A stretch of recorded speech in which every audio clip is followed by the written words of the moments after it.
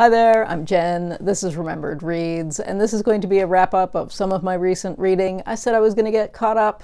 Clearly that was a lie. I've fallen even further behind. So, let's go. First up, let's talk about a book that is fairly popular.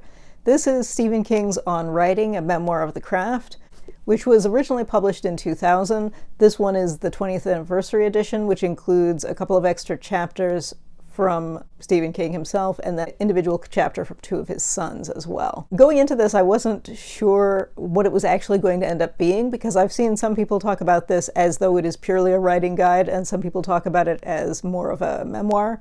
And it really is a combination of the two, so I guess depending on what you're looking for, people end up talking more about one or the other, and whether they like that particular balance, I think, is going to be maybe more of an individual thing, but I've mostly heard good things about that. I wouldn't necessarily describe myself as the biggest Stephen King fan currently, but when I was a teenager, I went through a phase that I think a lot of people did, where I read basically all the books that were in publication up to whatever year that was in the 90s. So I do have kind of a fond space in my memory for that kind of thing.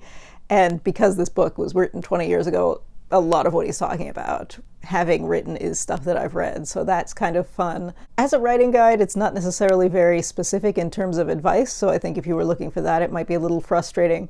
But in terms of scheduling and in terms of encouraging people to read and to be rejected and things like that, I think that's generally good advice. As I said, a lot of people have talked about this, so I can't really add a lot to it, but I'm glad I finally picked it up because I did enjoy it. It was a fun read. So it was fun kind of getting to hear more about his process. I will say the one thing that surprised me is, and I don't know if other people have played this up maybe, but he doesn't talk nearly as much about how on drugs he was when he wrote some of his really famous 80s stuff. I had expected there to be more about that, but there was not. So next up, I read Our Colors by Gengoroh Tagame, and this was translated by Anne Ishii. And in terms of art style, it is very similar to My Brother's Husband in terms of the drawing, in terms of the way both in terms of how the bodies are drawn and in terms of how faces are drawn. So this book is in part a coming-of-age story. The main character is a 16-year-old boy who is gay and closeted. The only person who knows is his female best friend, who he's grown up with and who most of his classmates assume the two of them are dating.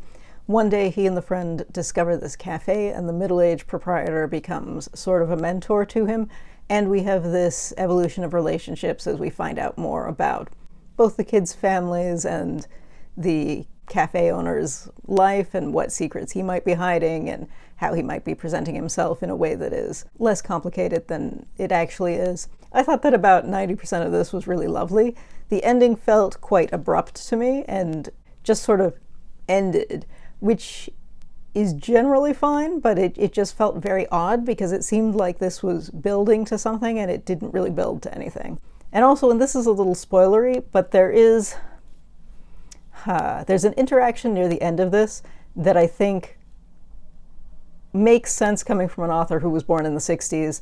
And I think in general, people who are over 35 will understand where this is coming from, but I feel like there's a big generational divide when it comes to what are they called? Is it May-December relationships? And there isn't that kind of relationship. I don't want to be mispresenting, because that would sound like a spoiler for something that doesn't happen. I feel like people who are uncomfortable with that will be uncomfortable with something that happens in here, even though it's not relationship building. I don't want to say more than that because it's kind of spoilery, but again, it's not building towards a relationship.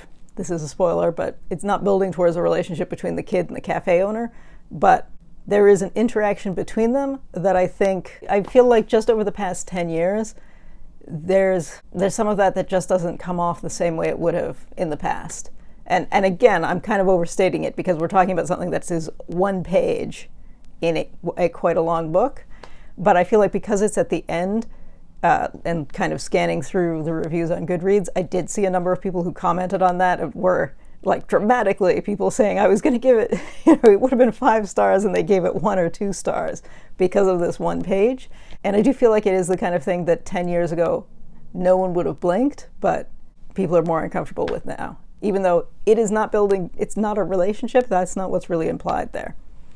But Anyway, the art is fantastic. I think the storytelling is great, and I think most people who enjoyed My Brother's Husband will also enjoy this. But yeah, not quite everyone, as you will see if you look at the reviews on Goodreads.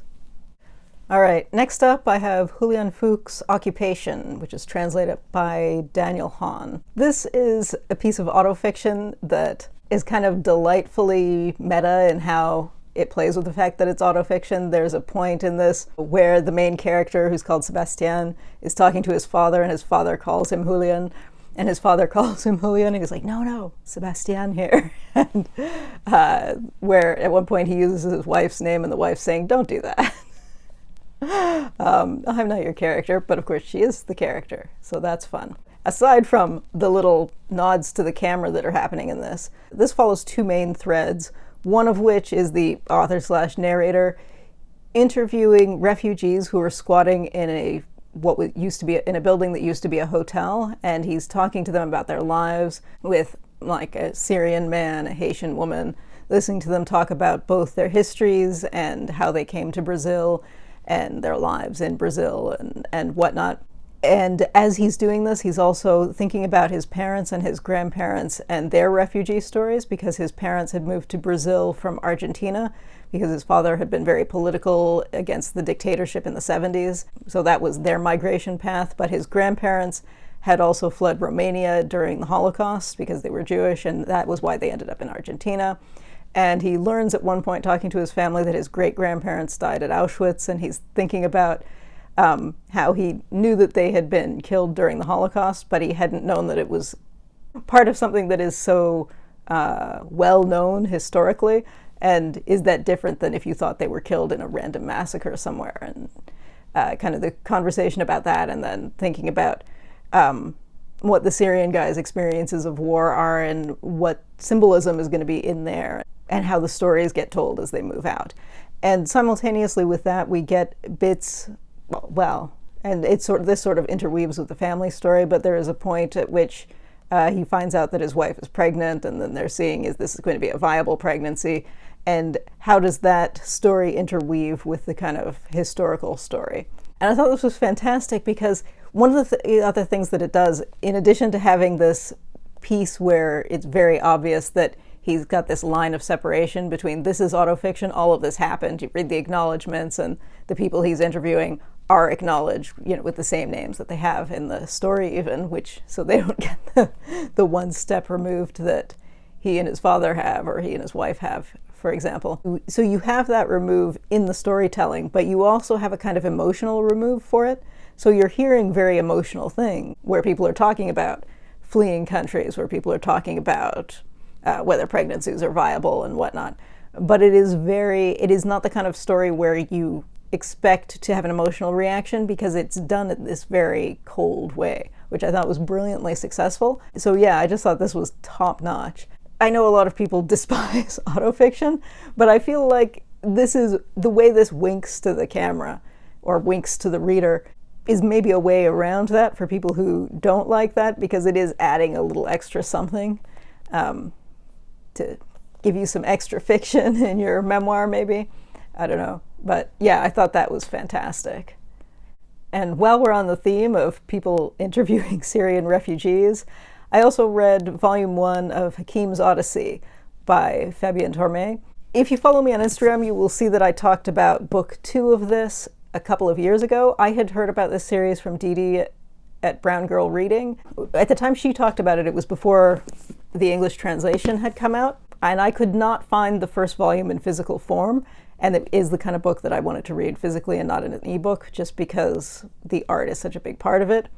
But I did pick up Volume 2, so I have read this out of order now, and I kind of forgot I had forgotten to look up Volume 1 until I came across the English translation, which just came out of Volume 1 at the library. In this, the author, who is a comics journalist or kind of comics editorialist mostly, he's written autobiographical books. One of his past books was about he and his wife unexpectedly finding out that their son had Down syndrome, and he's talking about that experience. But in any case, in this, he reaches out to try to interview some Syrian refugees, and he does meet someone who is willing to both tell his story and have his story shared in this format. And that is what this series is. It both portrays the author doing the interviews and then illustrates what's being told, the stories that are being told in the interviews. I think this is very successful.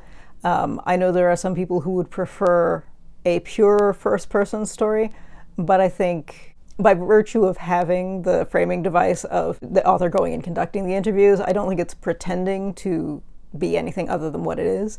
And I think it's very successful at what it is. And there you go. This is the kind of book where I was almost surprised that it was in color, because I think a lot of books about this kind of subject matter are very serious black and white line art, but this is much more cartoony and colorful, which I actually think humanizes the story more, because sometimes there are certain comics journalists who I think are almost keeping their subject and their audience at arm's length by virtue of having very serious art, and this doesn't do that, so I think that's very successful. And I'm not sure if the third book in this series is out yet, but I will have to look for it now, because, yeah, I read this and thought it was brilliant, but I genuinely forgot to go back and read the first one. It was well worth it, and I think what's interesting in that is that it does manage to build quite a lot of suspense, even though you know, because you've watched the interviewer, you've watched the author go and do these interviews, you know that this man survives. You know that his wife, who he meets in that first book, survives, and they've gone on to have children and whatnot. So you know they're going to make it to France. But it still manages to build suspense as you wonder, how is this going to play out? So I think it's very successful both in terms of being respectful of the subject matter and in terms of being compelling storytelling. I hadn't realized this when I started talking, but apparently we've gone on a theme of things that happen as a result of the war in Syria. But finally, I read Khaled Khalifa's Death is Hard Work, and this is translated by Leri Price. This is a novel in which we follow three siblings who are trying to take their father's body from Damascus to the village that their father originally came from, because he wants to be buried beside his sister. And the problem is that between Damascus and where they're going, you have government troops, revolutionary troops, ISIS troops, just desperate people, packs of wild dogs that have taken to eating the bodies because there are corpses everywhere. And so they're trying to drive the corpse of their father, which is basically, as they go, increasingly decomposing because they keep being stopped. And it's a fascinating portrait of both the family relationships, because you're seeing the siblings are essentially estranged, and one of them was basically estranged from the father as well.